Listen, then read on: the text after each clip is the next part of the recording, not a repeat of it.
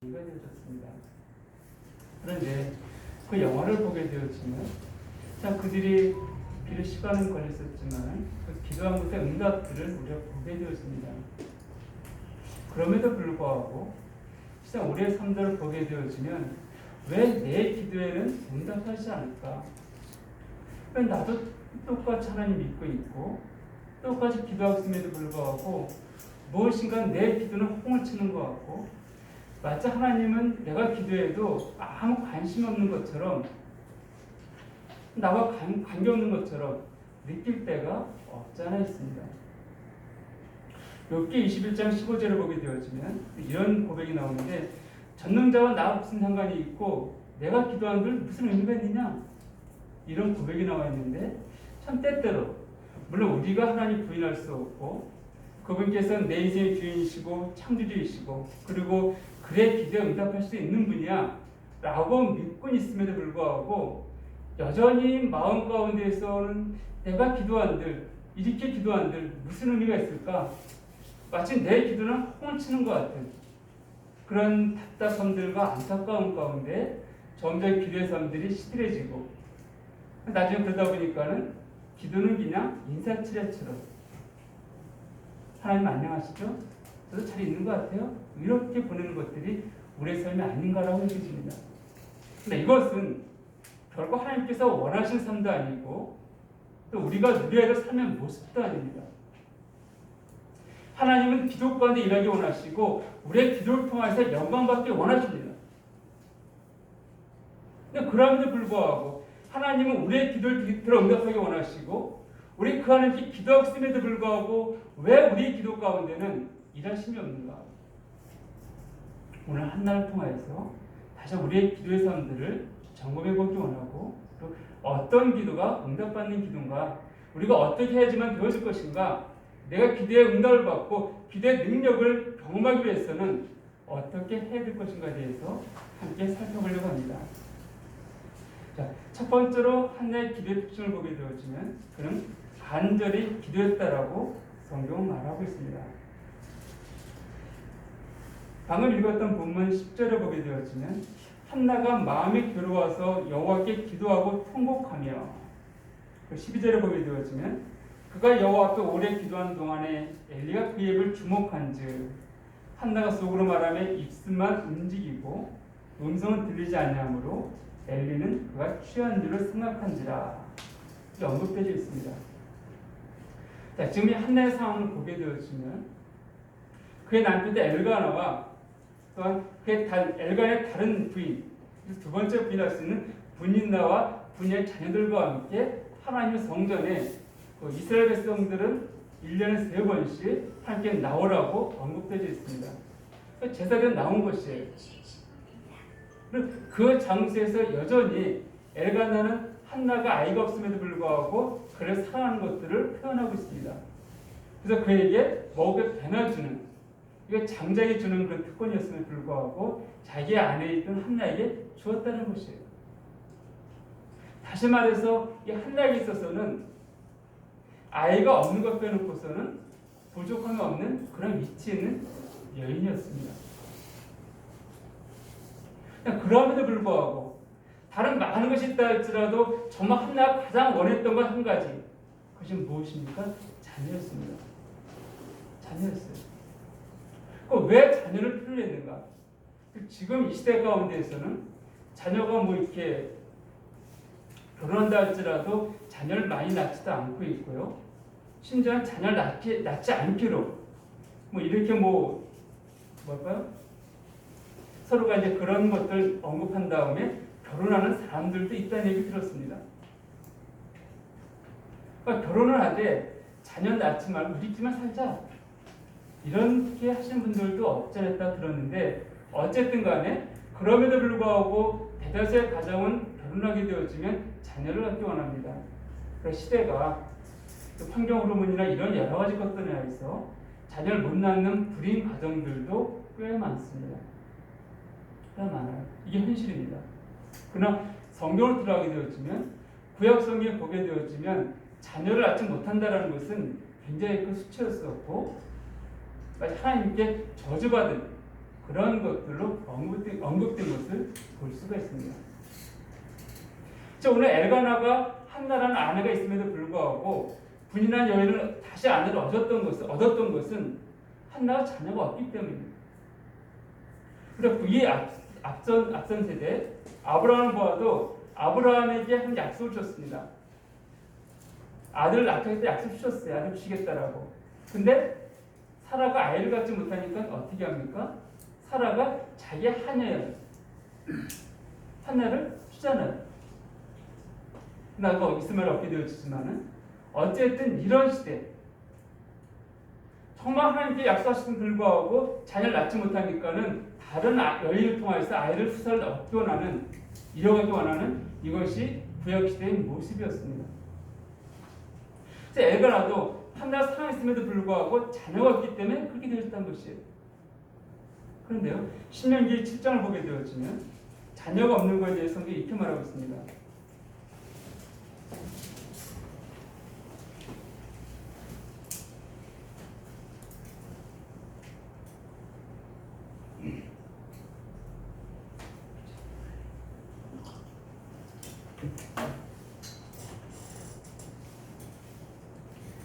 칠 장 12절서부터 14절까지 보게 되어지면 제가 읽어드리겠습니다. 신명기 7장 12절입니다. 너희가 이 모든 법들을 듣고 지켜 행하면 네 하나님 여호와께서 네 조상들에게 맹세하신 언약을 지켜 네게 인애를 베푸실 것이라. 곧 너를 사랑하시고 복을 주사 너를 번성하게 하시되 네게 주리라고 네 조상들에게 맹세하신 땅에서 네 조상에게 은혜를 베푸시며 네 토지 수산과 곡식과 포도주와 기름을 풍성하게 하시고 네 소와 양을 번식하게 하시리니 네가 복을 받음이 만민보다 훨씬 더하며 너희 중에 남녀와 너희 짐승의 암수에 생육하지 못함이 없을 것이며 라고 언급된 것을 보게 되었습니다. 즉 그의 자녀들이 번성할 것이라는 것. 이제 이후에 신명기에서 다시 한번 또 언급된 것을 보게 되어지는데 어째 구약 성경에서는 하나님께서 복을 주실 때 네가 내 말씀을 잘 지키면은 내가 네게 복을 주되 네 자녀를 번성케 하실 것이다 이렇게 말씀하고 있습니다. 그럼 역설적으로 자녀가 없다라는 것은 그가 하나님 앞에서 하나님 말씀에 순종하지 않았다는 삶이에요. 즉 하나님께 저주받은 삶의 모습이라고 할 수 있을 것입니다. 근데 우리가 한나의 삶을 통하여서 이 시대 가운데 우리가 사사기 다음에 사무엘상이 언급되어지는데 사사기 시대에 얼마나 타락했는지를 알 수가 있습니다. 오늘 본문을 보게 되어지면 엘리대제사장이 성막 안에 있지 아니하고 성막 바깥에 문 앞에 의자에 앉아 있다라고 성경이 기록하고 있습니다. 왜 그랬을까요? 물론 성막 안에는 제사장이 실만한 장소가 없습니다. 의자들이 없어요. 항상 분장이 움직이는 곳입니다. 그래서 의자를 허락되지 않았습니다. 그런데 중요한 것은 왜 분장이 움직였는가? 이스라엘 백성들이 제사 지내러 왔기 때문이에요. 하나님께 화제와 번제와 속죄와 속번제, 소제를 다 드리기 때문에 제사장들은 그걸 쉴 수 있는 시간들이 없었다는 것입니다. 분장이 움직였다는 것이에요. 그럼에도 불구하고 엘리 제사장이 밖에 나와 앉아있다는 것은 실제 제사가 멈춰졌기 때문입니다. 그래서 이스라엘 백성들의 영적 타락을 보게 되어지는데 우리가 사사기의 마지막에 보게 되어지면 저들 가운데 왕이 없으므로 자기 중에 옳은 행하였다는 언급되어져 있고요. 그들이 정말 하나님 앞에 나와 회개하고 제사 드린 장면이 아니라 자기의 마음대로 행했던 모습들을 우리는 보게 되어집니다.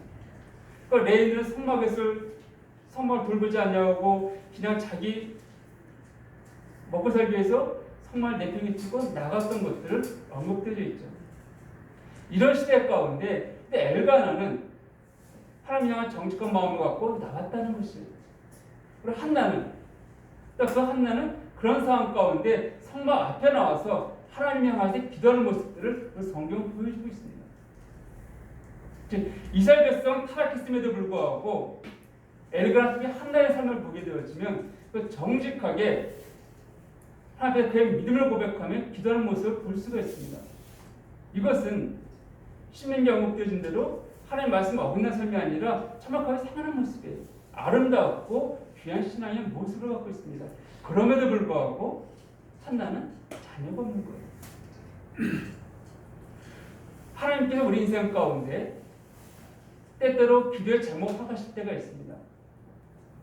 물론 어떤 부분들은 내가 불의를 했기 때문에 그런 고난을 줄 때가 있지만은 더 많은 경우에 있어서는 우리가 정직히 행했음에도 불구하고 내 삶 가운데 무엇인가 변화가 필요하고 무엇인가 나를 통해서 한 일을 이루시고자 할 때 우리 기도의 제목을 허락하십니다.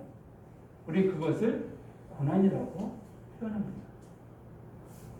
마치 한나가 다른 모든 것에 부족함이 없었지만은 아이가 없기 때문에 분이나라는 다른 여인을 통해서 계속해서 그의 마음에 상처를 받는 어려움을 당하고 괴로움을 당하는 이런 상황 가운데 있었던 것들처럼 우리 역시 마찬가지입니다. 내 삶 가운데 평안할지 사실 별로 기도하지 않게 되어져요. 이런 삶만 그냥 유지되어지면은 하면서 우리의 기도의 삶들이 멈춰지게 되어집니다.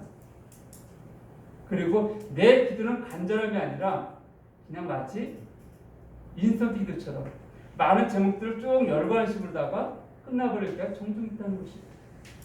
하나는 그러지 않습니다. 분명히 기도에 제목이 있었습니다. 자녀를 낳기 원한다는 것이에요. 아이를 갖기 원했습니다. 이 소망 때문에 그는 그 뜨거운 우리가 성막의 넓이를 보게 되어지면 여기 가로가 22.5에서 25m라고 그러고 있고요. 이 길의 폭이 세로가 45m에서 50m 정도 된다고 합니다. 그러니까 이것이 세워지려면은 넓은 공터가 있어야 돼요. 주변에 나무 같은 게 없습니다. 왜냐하면 멀리서도 사람들이 보고 올 수 있는 장소였기 때문에. 그럼 지금 한나는요, 그 뜨거운 이스라엘의 그 뜨거운 열기 속에서 그 문 앞에 나무 그늘 하나 없는 그곳에서 기도하고 있는 것이에요. 잠깐이 아니라 오늘 엘리제스에 보니까 오랫동안 기도하고 있는 거예요. 여러분들 여름의 그 더위를 생각해 보십시오. 그 더위 가운데에서 햇빛에 여러분이 서 있다 생각해 보세요. 쉬운 일은 아닐 것입니다. 무엇이 한나라 하여금 그 장소에 서 있겠습니까? 그의 기도의 간절함이었습니다. 그의 기도의 간절함이었어요. 이 간절함들은 내 상황과 내 형편과 내 처지를 잊어버리게 만듭니다. 그리고 오로지 그 기도의 대상이 하나님만 바라보게 만들고 그 앞에 나가게 만드는 거예요. 우리가 이런 기도의 모습들은 성경을 통해서 많이 볼 수가 있습니다. 물론 가장 대표적인 것이 불의한 그 재판장과 과거의 비유이지만은 그 외에도 마가복음 7장에 보게 되어지면 스로보니게 여인에 대해서 언급되어 있습니다. 이 여인은 이방인이 헬라 사람이라고 헬라 여인이라고 이제 마가복음에 언급되어 있는데 이 여인이 예수님께 나왔습니다. 왜 나왔습니까? 내 딸이 악한 귀신 들렸습니다. 좀 고쳐주십시오. 마태복음을 보게 되어지면은 똑같은 내용이 마태복음에 언급되어 있는데 마태복음 10장에 이렇게 되어 있습니다. 예수님이 길을 걸어가시는데 여자가 뒤에서 막 예수님 부르는 거예요. 정말 내 딸 좀 고쳐주십시오. 내 딸 귀신 들렸습니다. 근데 예수님 아무 소리 안 하세요. 오죽했으면 제자들이 예수님 저 여자 정말 시끄럽게 막 그러고 있는데 저 한 말씀 해주십시오 좀. 예수님 자기가 시끄럽게 말하니까 당신이 말씀하신 것들을 우리가 들을 수도 없고 집중할 수도 없고 우리 많은 사람들에게 피해가 되어집니다. 저 한 말씀 해주세요. 근데 예수님 뭐라 말씀하십니까? 부모가 자녀의 음식을 취하해서 개에게 주지 않는다. 이렇게 말씀하십니다. 자녀가 배불리 먹고 난 다음 주지 자녀에게 배불리 먹기 전 주지 않는다. 이렇게 말을 해요. 이 말은 무엇입니까? 다시 말해 그 여인을 개로 표현하신 거예요. 근데 그 여인이 그 얘기를 들었습니다.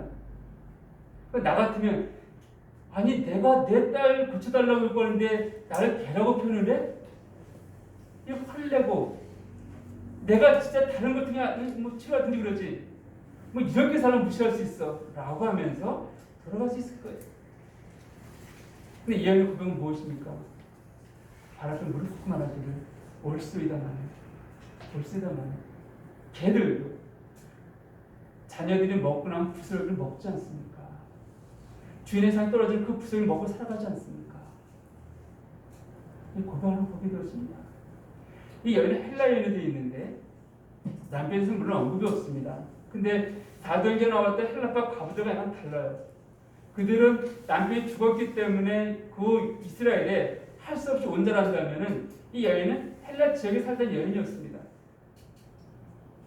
슬로베니아 족속의 가나안 땅이지만 거기가 이방 민족이었었는데 헬라 속에 살다가 온 무슨 이유인지 모르지만 온 여인이에요. 어찌 보면은 우리가 보기에 성공해서 규부인 같이 온 여인일 수도 있습니다. 그러니까 그 여인은 자기가 어떠면 상관이 없습니다. 자기가 성공했든 실패했든 자기 이방인이든 그들이 중요하지 않다는 것이에요. 무엇이 중요합니까? 자기 딸아이가 귀신이 됐습니다. 그게 낫게 원합니다. 우리가 유명한 사람이 있으면 아무리 주변에 힘센 사도마도 12명이잖아요. 있다 보면 힘센 사람들이 이렇게 주변에 둘러싸여 있고 남자들이 아마 이렇게 먼저 쌓여 있을 것입니다. 그리고 그 밖에 힘이 약한 여자들이 그 아이들 따라갔을 거예요. 근데 이 여자는 그 아이들, 여인들, 남자들, 거기에 남자들 뚫고서 자기가 어떤 자인지 중요하지 않습니다. 딸아이의 그 병고침을 위해서 중에 나와 무릎 꿇었던 것들을 성경 보여주고 있습니다. 이것이 간절한 기도예요. 뜨거운 열기가 한나의 마음을 멈추고 한나가 가는 것을 멈추지 못했던 것들처럼 마가복 9장에 가게 되어지면 또 다른 사람 왕국도 있습니다. 이번엔 아버지 왕국 되어져요. 예수님께서 변호사에 딱 내려오시는데 제자들이 막 모여 공성도 냅니다. 뭔가 봤더니 한 사람이 자기 아들 귀신 들린 아들을 데리고 왔는데 9명의 사도가 주님의 사도는 같이 올라가 있으니까요. 열심히 기도했는데 낫지 못하고 있어요. 그때 예수님 보고서는 말합니다. 무엇이든지 할 수 있으면 정말 제 아들 좀 고쳐주십시오. 예수님이 할 수 있거든요. 무슨 말이냐. 믿는 자에게는 능치 못할 일이 없느니라. 이 아버지의 고백은 무엇입니까? 내가 믿나이다. 내 믿음 없음을 도와주시옵소서. 정말 난 믿음이 없습니다. 난 부끄러운 자입니다. 그럼에도 불구하고 내 믿음을 보지 마시고 어찌하든 내 아들의 그 병을 고쳐주십시오. 라는 간절한 아버지의 부르심이 그 안에 있습니다. 이 아버지는 자기 믿음 없어 내가 믿음이 있어 응답되니까 이걸 말하지 않았습니다. 내가 믿음이 없다 할지라도 정말 믿음이 없는 자입니다. 부끄럽습니다. 그러나 정말 원하는 것은 내 아들이 이 귀신을 들린 내 아들을 고쳐주십시오.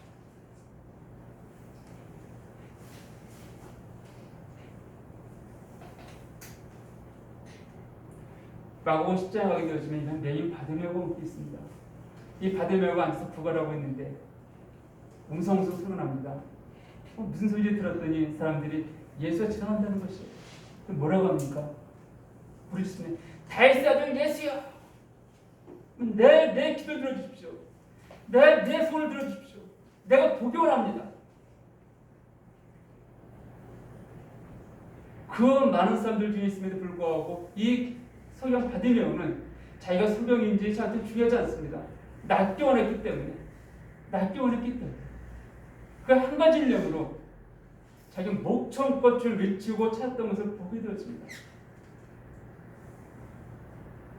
그때 주님께서 그를 만나셔서 왜 낫기를 원하느냐 보기 원하느냐 물어보시고 그를 보게 하신 것들을 보게 되었습니다. 이게 간절합니다. 우리가 사도행전을 통해서 사도의 부흥의 모습을 보고 있습니다.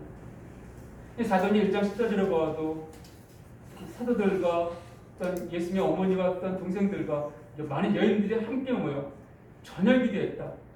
힘써서 기도했다라고 성경은 말하고 있습니다.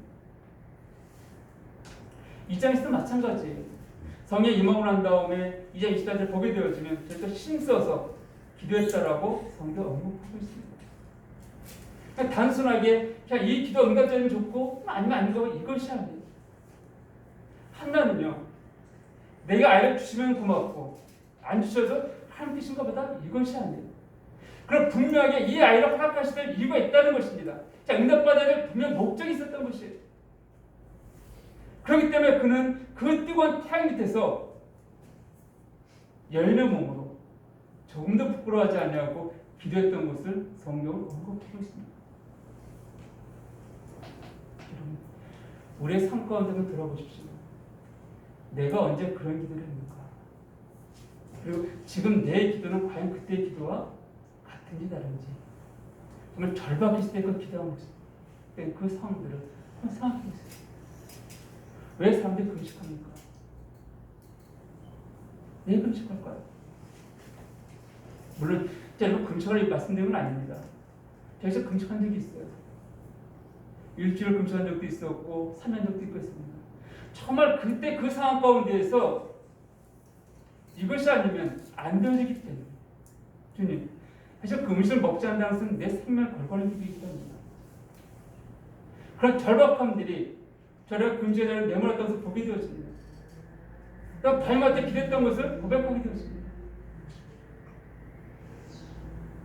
우리의 기도가 힘이 없고 능력이 없는 것은 절박함이 있기 때문입니다. 그것은 내 생활이 평안하기 때문에, 내가 주님과 충만한 관계이기 때문이 아니라 역설적으로 주님과 관계가 단절되어 있기 때문일 수도 있음을 아셔야 됩니다. 그분께서 내게 많은 기도의 점을 주고 있음에도 불구하고 내가 그분과 함께 하지 아니하기 때문에, 내가 그 음성을 들을 수 없기 때문에, 그분의 안타까움, 하나님의 그 안타까움을 내가 느끼지 못하기 때문에 기도하지 않는 것이 있다는 것입니다.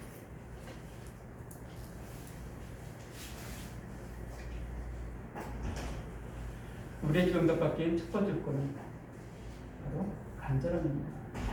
두 번째는요, 엘리가 그 얘기 말합니다. 네가 언제까지 포도를 채기는 말할 때 한나가 자기의 그 마음도 쭉 고백하죠. 나한테 이러지 않냐 쭉 말합니다. 그러자 17절에 1장 17절을 보면 엘리가 대답하여 이르되 평안히 가라. 이스라엘의 하나님이 네가 기도하여 구한 것을 허락하시기를 원하노라 하니 이르되 당신의 여중에 당신께 은혜 있기를 원하나이다 하고 가서 먹고 얼굴에 다시는 근심빛이 없더라. 우리가 알고 있듯이 엘리 제사장은 아주 불의한 제사장입니다. 불의한 제사장이에요. 그럼에도 불구하고 이 당시에는 하나님께서 당신의 뜻을 나타내 보이실 때 제사장이나 선지자를 통하여서 당신의 뜻을 나타내 보이셨습니다. 그렇기 때문에 한나 오늘 이 자기가 그 마음을 토로했을 때 이 제사장이 언급했던 그 내용들, 하나님이 네가 기도에 구한 것을 허락하시길 원한다 했을 때 아멘하고 같다는 것입니다.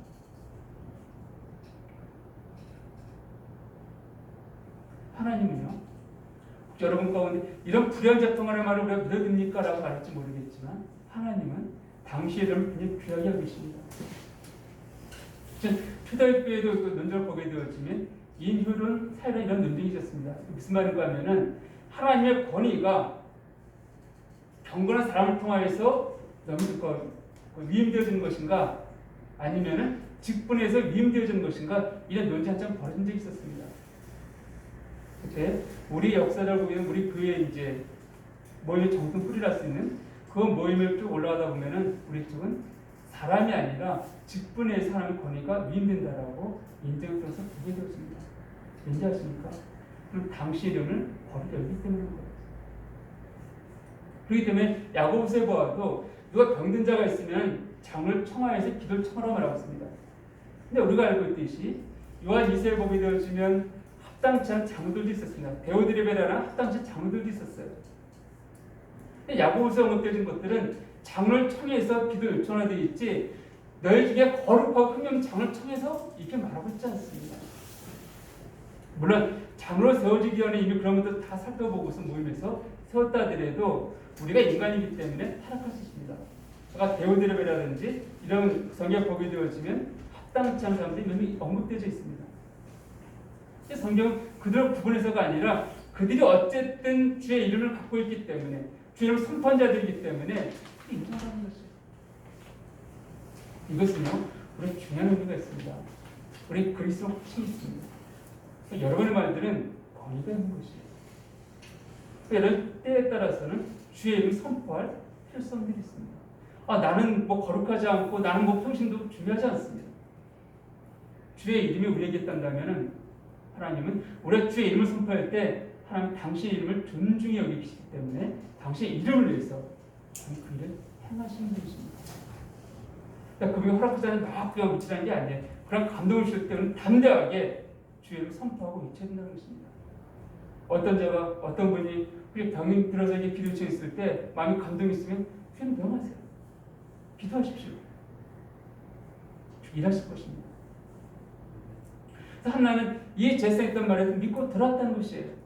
1장 18절을 보게 되어지면 이르되 당신의 여종이 당신께 은혜 입기를 원하나이다 하고 가서 먹고 얼굴에 다시는 근심 빛이 없더라 하고 기록된 것을 우리가 볼 수가 있습니다.